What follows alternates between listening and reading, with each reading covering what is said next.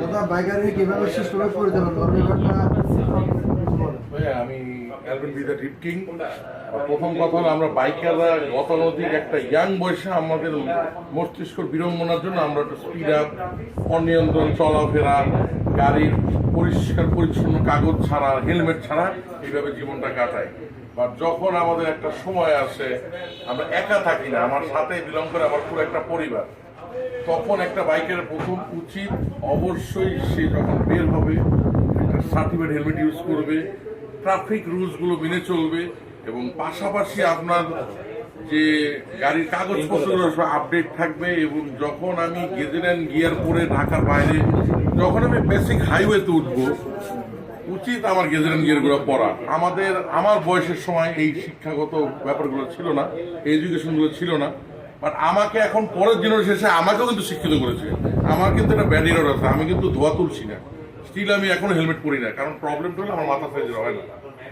এত বছর রাইডিং এর পর 93 পরে কিছুদিন আগে আমাকে একটা কোম্পানি আমাকে একটা 4th এক্সেলের হেলমেট ইম্পোর্ট করে হেলমেটটা গিফট করছে। তো নেক্সট টাইম গাইজ আপনারা আমাকে দেখবেন হেলমেটে। আর আরেকটা কথা বলি, আমাদের প্রত্যেকের, আমরা সব পাশাপাশি আমাদের সহধর্মিনী আছে, সন্তান আছে, নেভার এভার নিজের স্বার্থপর হবেন না। তাদের প্রত্যেককে আপনি সবসময় তাদেরও হেলমেট পরাবেন।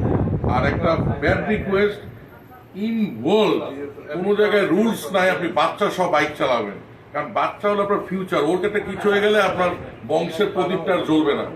দেখবেন বাইকের আমরা অনেক ব্লগ দেখি দাদা, তাতে বৃদ্ধ বাবা, তার শুধু সন্তান তার পিছনে, তার স্ত্রী কিন্তু পিছনে না।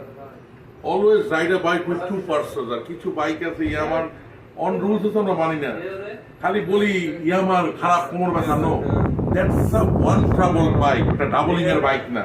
তাই আপনার শরীর ব্যথা, হাত ব্যথা হয়, আপনি আনকমফোর্টেবল হয়ে বলতে বাধ্য হন this bike is not good for comfort. Maximum sports বাইকগুলো থাকে সিঙ্গেল সেগমেন্ট।